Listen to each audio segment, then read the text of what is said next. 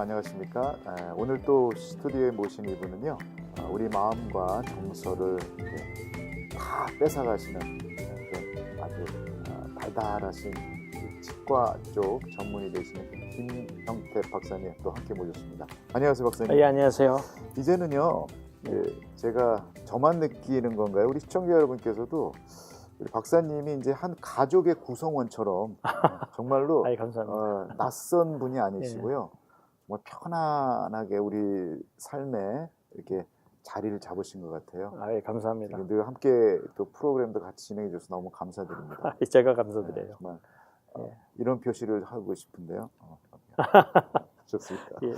자, 오늘은 제 박사님한테 좀 여쭤보고 싶었던 내용이 그동안은 이제 턱관절에 대한 자연 발생적인 어떤 그 증후군에 대해서 진단과 치료를 얘기하시는데 때로는 그 외상으로 인해서 턱관절에 무리가 오거나 또는 상처받는 분들도 꽤 있잖아요. 굉장히 많죠. 그래서 오늘은 이번 시간에 좀 그걸 좀 다뤄주셨으면 좋겠어요. 예, 알겠습니다. 그래서 오늘은 좀 외상에 관해서 턱관절 질환 조금 떼놓고 제가 그쪽에 설명을 드릴 텐데요. 그 보통 외상이라 그러면 저희들 트라우마, 그러니까 어떤 외부 충격에 의해서 보통 이제 턱에 무리가 가는 경우가 이제 보통 외상이라고 하는데요. 보통 그 트라우마라는 지금 단어를 쓰셨는데 그거가 어떤 정신적인 부분 안에서만 있는 게 아니고 어떤 그렇죠. 트라우마 자체가 외상, 그러니까 정신적인 트라우마도 있을 수 있고 육체적인 트라우마, 자동차 사고나 친구들끼리 뭐 킥복싱 연습하다가 요새 뭐 K1 뭐 이런 거 연습하다가 한 대 맞고 부러지는 경우 그런 경우도 많고요. 쉽게 보시면 농구 같은 거 하다가 농구 볼에 맞기도 하는 경우, 맞거나 아니면 여기 운동하다가 부딪히는 부딪히는 경우, 그런 경우들 많은데요.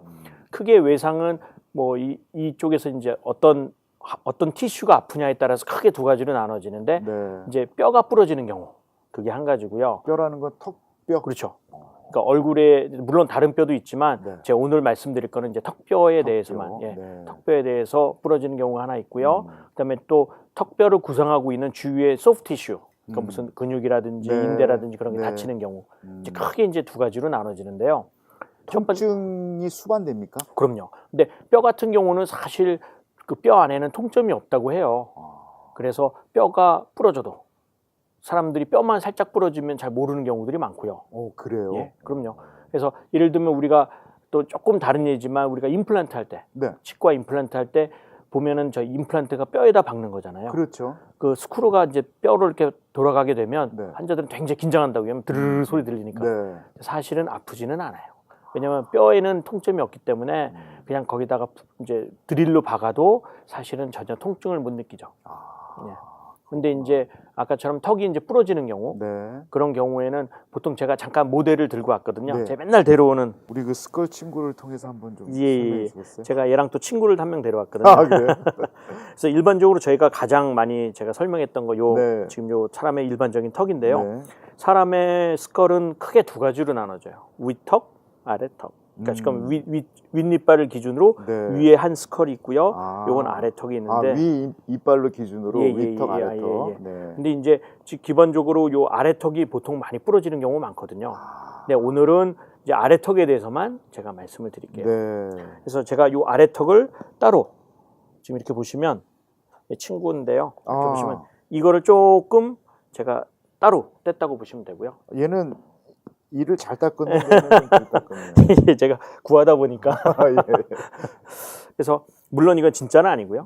모델인데 일반적으로 이게 아래턱을 우리가 얘기하는 많은 콘다일 턱뼈라 그러죠. 턱뼈가 요게요. 그게 그 부분이군요. 요게 바로 요 양쪽에 하나씩인데 여기 관절에 이렇게 껴 있거든요. 그다음에 지금 이가 이렇게 있고요. 근데 일반적으로 저희가 콘다일이라고 하는 이쪽이 부러지는 경우가 거의 30%. 이런 건 정말 툭 쳐도 부러지는 경우가 있고요. 물론 툭 친다고 다 부러지는 건 아니지만 가끔 친구들 보면 예를 들어서 뭐 농구하다가 아까 어깨로 툭 쳤는데 그냥 툭 하면서 깨지는 경우가 있어요. 그러면 우리가 보통 요즘에 아까 얘기했던 뭐 K1, UFC나 뭐 복싱 선수들 마우스피스 비는 거 여길 보호하기 위함이 있나요? 그 이 보호도 있지만 관절 보호도 있을 수 있죠. 충격을 갖다가 좀 적게 가기 때문에 근데 여기가 부러지는 경우가 보통 30% 가장 많고요. 그 코로노이드 프로세스라고 그러는데 여기 부러지는 경우는 한 5% 정도밖에 안 되고 그다음에 여기가 앵글인데 앵글 쪽에 부러지는 게 한 25%. 그다음에 바디 부러지는 게 25%. 이 앞쪽에 멘탈 쪽에 부러지는 게 한 20%. 20%. 그러니까 결론적으로 이제 부러지는데요. 일반적으로 이게 완전히 부러지는 경우가 있어요. 완전히 뼈가 어긋나는 경우. 네. 어긋나는 경우는 이제 정말 치료를 당연히 해야 되고요. 이게 금방 가는 경우는 일반적으로 저희들이 그냥 와치하는 경우들이 많아요. 아, 다시 아뭅니까, 예, 그럼요? 이게 뼈가 이렇게 금이 가 있는 경우인데 금방 아물고요. 보통 3개월에서 6개월 정도만 아문다고 하는데요. 네. 조금 한두 달 정도만 조심하시면 어느 정도 무슨 그런 힐링하는 타임은 기본적으로 넘긴 것 같기도 해요. 그렇게 기다리는 동안에 혹시 다른 부작용으로 인해서 더 악화되는 경우는 없나요? 그럴 수 있죠. 예를 들어서 금이 갔는데도 불구하고 전혀 모르고 곱창을 막 씹었다든지. 아, 네. 어떤 충격을 완화시키고 오히려 들 써야 되는데 모르고 그쵸. 그냥 계속 사용할 경우에. 왜냐면 이걸 충격을 아까 얘기했지만 음식을 씹는 근육들은 정말 힘이 세거든요. 네. 그럼 금이 가면 우리가 이게 금이 가면 씹을 때마다 이게 금이 벌어져요. 아, 그렇구나. 그러면 물론 뼈는 통증이 없지만 그 주변을 둘러싼 인대라든지 근육이라든지 옆을 스르탄 파이브로 티슈 이런 것들이 늘어나면서 통증을 만들죠. 그러니까 아프죠. 그러니까 저희가 가끔 예를 들면 어떤 환자들은 전혀 자기 다친 것도 모르고 농구하다 한 대 맞은 거, 네. 그 다음엔 잘 몰랐는데 그 다음에 이제 회식에서 곱창을 먹더니 턱이 아파요 이렇게 오신 거예요. 네네네. 그래서 계속 그 턱에 대해서 이제 근육에 대해서 저희들은 엑스레이 처음엔 잘 안 나오거든요. 아, 평상시에 모르다가 고기를 씹다가 아프다 그래서. 아프다고. 그래서 근육적으로 저희가 치료하다 보니까 이상하게 근육 쪽에는 조금 느낌이 틀린 거예요. 그래서 그걸 자세히 보니까 이제 금이 간 경우들이 많고요. 네. 예. 그래서 그런 경우는 되게 흔한 경우들이 많이 그러고요. 네. 그다음에 그리고 우리가 보통 어렸을 때 예. 뭐 친구들하고 이렇게 장난하다가 아구창을 때린다 그러잖아요. 그쵸. 그 아구가 어느 부분인가요? 보통 아구라 그러면 제가 이제 다시 큰 애로 데려오면 네. 보통 아구창이라 그러면 보통 글쎄요, 뭐 이 옆쪽을 보통 얘기를 하잖아요. 원래 턱 끝을 보통 때리면 이렇게 이런 때리잖아요. 그래서 그냥 아구창이 보통 요런 종 같은데 보통 요런 식으로 이런데 옆을 맞게 되면 콘다일이 제일 영향을 받기 쉽죠. 그렇구나. 예.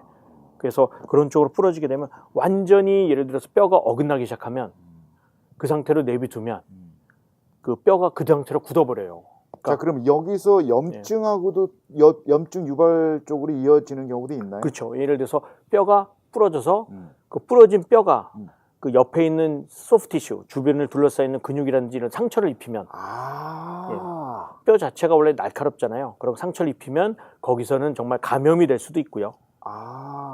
근데 이제 요게 요거를 조금 더 깊이 들어가면 염증은 크게 두 가지예요. 크게 두 가지. 예. 네. 첫 번째 염증은 병균에 의해서 박테리아나 이런 거에 의해서 감염돼서 오는 염증, 감염에 대한 염증. 두 번째는 타박상에 있는 염증. 타박상은 우리가 멍들고 피멍들고 얻어맞아서 멍들고 이런 것들 있잖아요. 그거는 타박상에 대한 염증. 그래서 염증을 한국말은 비슷하지만 이런 두 가지 그 병균에 의해서 염증이 생기는 경우는 병균을 죽여야 되잖아요. 그렇죠. 치료법이. 네. 그럼 항생제 먹고 아막세실린 먹고 이제 그런 걸 먹어서 병균을 죽여야 되고. 네.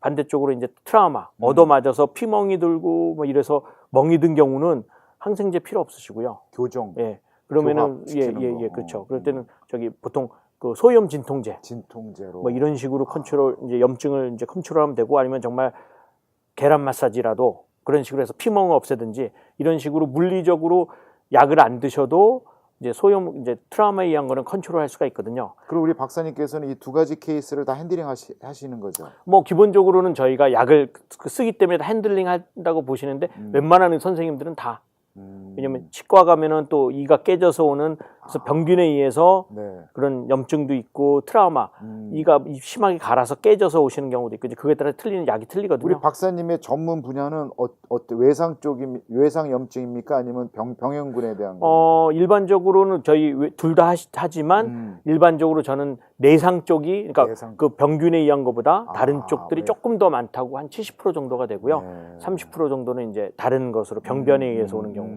그래서 이제 크게 이렇게 염증 두 개 나누는데 이제 아까처럼 뼈가 어긋나서 이것이 옆에 상처를 뚫고 나오든지 뭐 영화에서 보면 잔인한 것처럼 뼈가 뚫고 나오든지 이러면 저희가 그걸 오픈 이제 예를 들어서 클로즈드 오픈 오운드라 그러는데요. 전문 용어로. 이게 오픈돼 있으면 프랙처가 이제 오픈돼 있으면 이게 뚫고 나왔으면 그렇죠. 여기는 이렇게 그 외상이 있기 때문에 거기는 병균이 해서 감염증이 올 수 있어요. 그래서 항생제를 쓰셔야 되고요.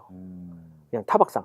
그냥 안에서만 뼈가 똑 부러지고 그냥 겉에는 멀쩡하고 이런 경우는 가급적이면 진통제, 그냥 진통이나 조금 컨트롤하든지 네. 아니면 타박상에 그 약 같은 거 그런 건 이유가 혹시 근육이 무리가 되지 않았나 해서 주는 거 외에는 그냥 항생제 안 드셔도 되고요. 네. 그래서 그 두 가지인데요. 그 보통 그 진단과 진단으로 인해서 치료 과정을 만약에 출하하셨을 경우에 네. 보통 완치까지는 뭐 사람마다 예. 병명마다 좀 다르겠지만 예, 예, 정도에 따라 예. 보통 몇 개월 정도 후면 글쎄요, 완치가 되나요? 뼈가 부러졌다 그러면 저희가 보통 2개월에서 6개월 정도를 가장 중요시 조심해야 되는 경우, 정말 2개월은 정말 크리티컬리 조심해야 네. 되고요. 한 2개월 이후부터 한 6개월까지는 그 상황에 따라 틀리겠지만 일반적으로는 저희들이 좀 조심해야 되는 그런 과정을 봐서 총 한 6개월 정도를 미니멈으로 저희 잡고 있는데요.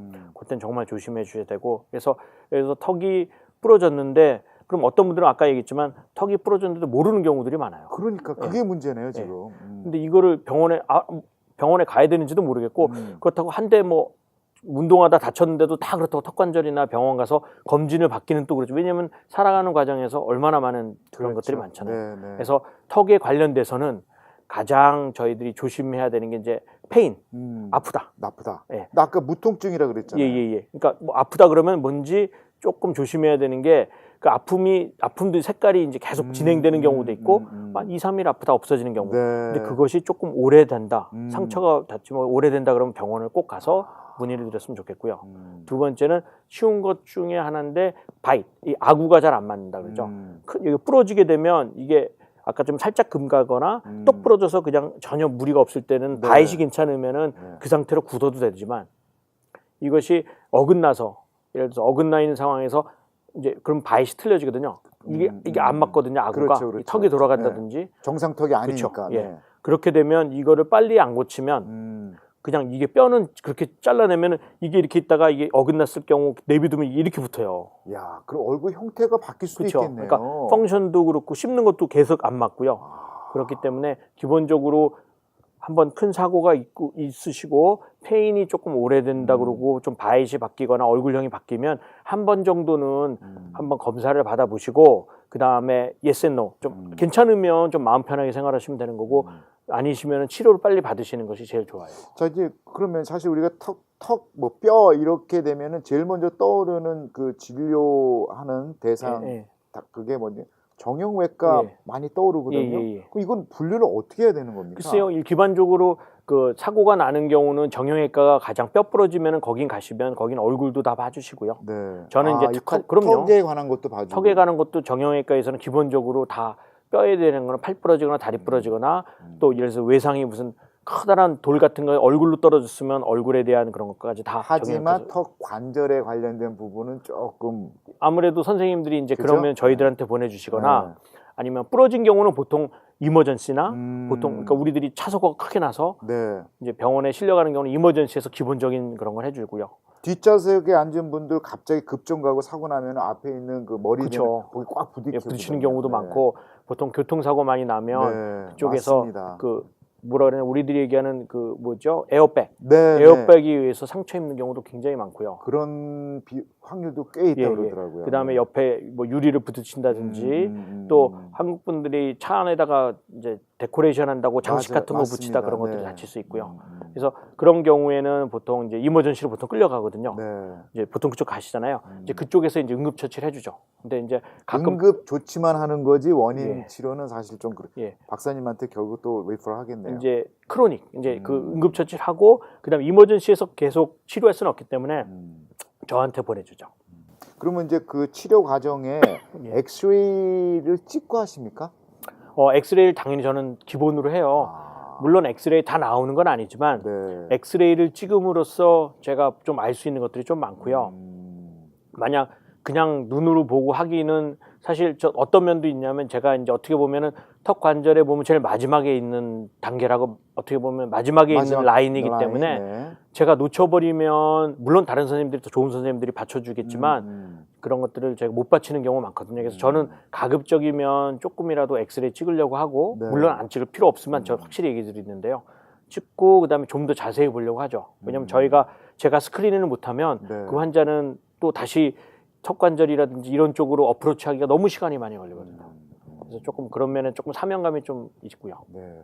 뭐 자주 보는 분은 아니지만 여기에다 이렇게 무슨 기계장치 해가지고 무슨 영화에 무슨 예. 뭐 그런 거 있잖아요. 예. 이렇게 뭐 달고 다니시는 거, 예. 기부스 같이. 예. 그분들도 이 턱관절 문제 때문에 그럼요. 아마 기부스 하시는 경우는 보통 부러졌다고 보면 되는데요.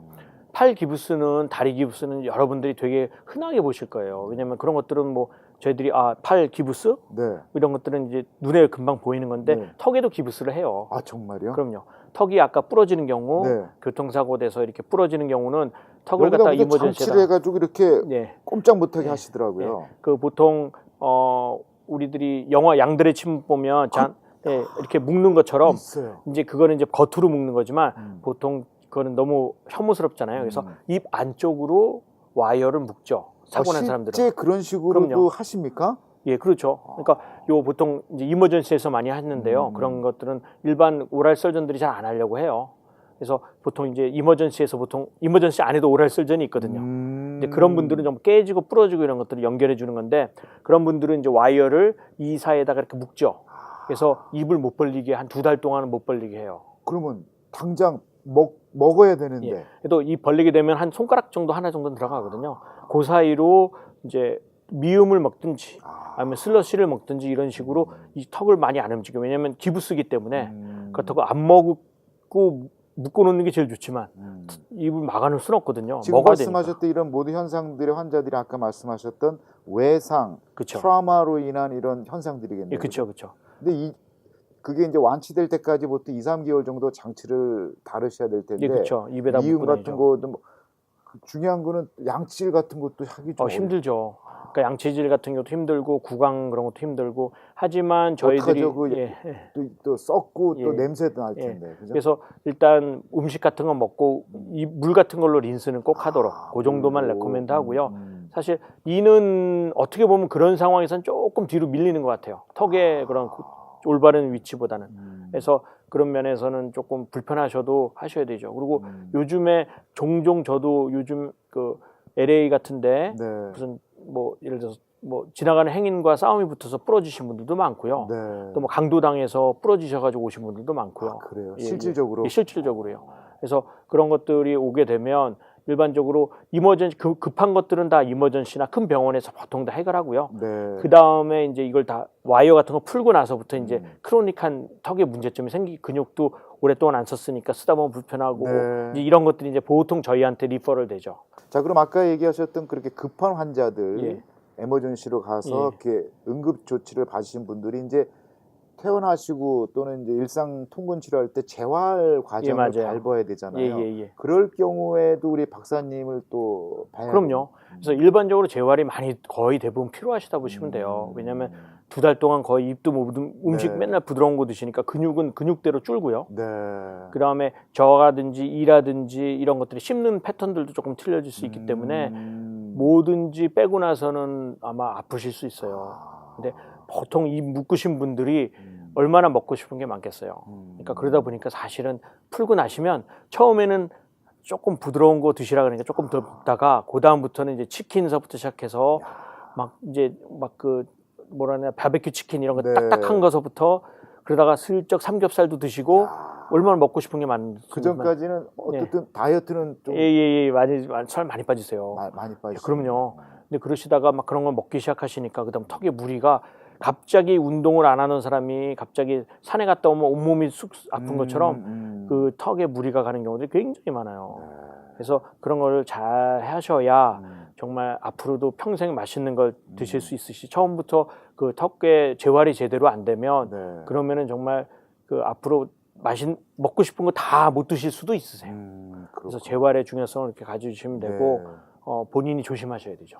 우리 아까 촬영하시기 전에 새로 우리 회사에 오신 PD님께서 입에서 소리 난다는 얘기를 이렇게 문의하셨잖아요. 그 입에서 소리 나는 부분도 턱관절 뭐 염증하고 뭐 관계가 있습니까? 사실 그 소리가 나는 경우 대부분은 그 디스크, 예를 들면 우리가 디스크랑 그 관절이랑 턱관절이랑 이제 부딪혀서 나는 소리인데요. 이제 그런 소리는 보통 그 외부인이 사실 들을 정도의 소리는 그렇죠. 아니잖아요. 소리가 나는 사람도 있고요. 근데 대부분은 머리 안이 북처럼 울리기 때문에 본인만 들리는 경우들이 많으세요. 이게 만약에 잦거나 예. 좀 그러면 정말 이거 자체도 하나의 트라우마가 될 수 있겠네요. 그렇죠. 그래서 저희는 그러니까 많은 환자분들이 걱정이 뭐냐면 그 소리 나는 게 뼈끼리 부딪혀서 나는 소리라고 생각을 하세요. 근데 사실은 디스크랑 디스크랑 그 관절 뼈랑 부딪히는 소리고요. 네. 이런 뼈를 조금 더 익스펜드하면 아까 사고로 인해서 디스크가 빠질 수도 있고요. 네. 이제 그렇게 되는 경우 소리만 나는 경우는 it's okay. 하지만 저는 디스크가 빠진 행동들 왜 빠졌는지 그런 행동들이 턱관절을 일으킬 수도 있고 심하게 만들 수도 있기 때문에 그거에 대해서 좀 포커스를 할 뿐이지 소리 나는 거는 웬만하면은 저는 아프지만 않으시면 그냥 두고 보기도 하고요. 근데 이제 그 당사자 입장에서는 예. 지금 박사님 말씀처럼 더 이상 나빠지지 않는다는 어떤 위안은 주셨지만 예. 본인 일상생활하면서 계속 소리 나면 이거 좀 불편하죠. 이걸 어떻게 원인 안 될까요? 치료는? 사실은 수술요법도 있고요. 그다음에 구강장치요법도 있고요. 완전히 없는 건 아니에요. 다만 어떤 분들은 이 소리 나는 것만 없으면 정말 내 인생이 바뀐다 그러시는 분들 계시거든요. 네. 창피해서 친구들이랑 밥을 못 먹겠다.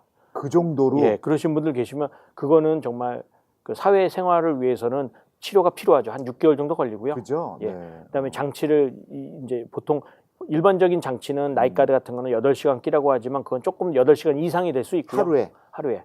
더 좀 자주 끼라 그럴 수도 있고 또 위치도 턱의 위치도 조금 제가 조정할 수도 있고. 안에다 집어넣은 틀니 같이 생긴 거 그 얘기하시는 거죠. 예. 그러면 그런 소리가 안 나거나 생활하는 데 지장 없이 줄일 수도 있죠. 하지만 그거에 따른 여러 가지 비용과 불편한 점이 따르기 때문에 내 인생만은 그냥 괜찮다. 소리 나면 걱정이 된다 그러시면 it's okay. 네. 하지만 그것이 정말 자기 이걸 바꿔야 된다고 하신 분들은 꼭 오시면 제가 그걸 바꿔드릴 수 치료 가능하고 잘 가능하고요. 예. 네. 대부분이 가능합니다. 물론 대부분요. 100%는 아니지만 대부분이 가능하다고 보시면 돼요. 네. 자, 오늘 그 턱관절의 정말 전문의 되시는 우리 김영태 박사님과 함께하는 시간이고요. 이제 마칠 시간이 얼추 다 됐는데. 그랬나요, 벌써? 네, 벌써 시간이 이렇게 지나갑니다. 시작도 안 했는데. 네, 시작도 안 했는데. 그만큼 우리 가족이 돼가고 있습니다. 우리 박사님께서. 예. 근데 제가 그 초대에도 말씀드린 것처럼 정말 편해요. 이제는. 그러세요? 그러니까 거기 오시는 분들이 박사님, 보통 우리 닥터 이렇게 보면은 좀 왠지 모르게 조금 거리감도 있고 좀 약간 위험 좀 이렇게 있잖아요. 근데 그냥 가족 중에 한 명이 정말 공부 잘하시는 닥터가 됐다. 이런 어떤 편안함을 주세요. 감사합니다. 여기서 너무나 감사합니다, 정말. 예, 그래서 항상 우리의 마음을 이렇게 싹 뺏어가셔가지고 우리 시청자분 중에 2분이 꼭 이 말씀 해달라고 해줬어요. 네. 자, 이제 마칠 시간이 얼추 됐는데 오늘 조금 1, 2분 안에 좀 정리될 수 있는 거가 아까 얘기했던 턱관절의 외상과 내상이 있는데 외상 관련된 부분들은 아까 그 치료 방법들 뭐 여러 형태가 있지만 이렇게 어렵지 않는 치료 과정을 통해서 한번 검진 받으러 오시는 거가 가장 빠를 수가 있다는 얘기예요. 그걸 조금 줄이면 계속 어떤 사고가 있었는데 턱이 계속 아프다. 한 2주 정도 계속 아프다. 연락 주시고요. 네. 두 번째, 이 사고가 났는데 바이시 제대로 안 맞는 것 같다. 그게 한 1, 2주 정도 계속된다. 연락 주세요. 그 두 가지로만 통증이 없다 하더라도 통증이 없다 하더라도 그 두 가지만 딱 알고 계시면 정말 내가 그냥 아무렇게나 병원에 가는 것이 그러니까 어디를 가야 될지 모르거나 가야 될 시점이 모를 때는 그 두 가지만 체크해 보시면 아프냐 아니면 안 맞느냐 이가 안 맞느냐 두 가지만 확인해 보시면 아마 쉽게 오실 수 있으실 거예요. 시청자 여러분 아시겠죠? 그러니까 안 아프더라도 혹시 외상으로 인한 트라우마에 관련된 어떤 경험을 하신 분들은 그냥 가벼운 마음으로 우리 박사님 한번 꼭 뵀으면 좋겠고요. 마치기 전에 6초 운동법. 이 6초 운동법은 정말 중요한데요. 혀 끝을 입천장에 붙이시는데 앞니빨 바로 뒤쪽에 입을 쭉 벌리시고 6초. 하나, 둘, 셋, 넷, 다섯. 6초 굉장히 깁니다. 하루에 36번 해주시면 되고요. 36번에 너무 국한하지 마시고 10번이라도 6초를 입 벌리고 정확히. 그러니까 아까 입을 벌리시고 혀를 뒤에다가 내고 6초 동안 하루에 36번인데 36번. 최소한 숫자에 너무 포커스 맞추지 마시고 10번이라도 제대로. 그게 가장 키포인트예요. 이렇게 모든 국민이 다 해가지고 박사님 배로 환자가 없어지면 어떨까요? 저는 아마 괜찮습니다.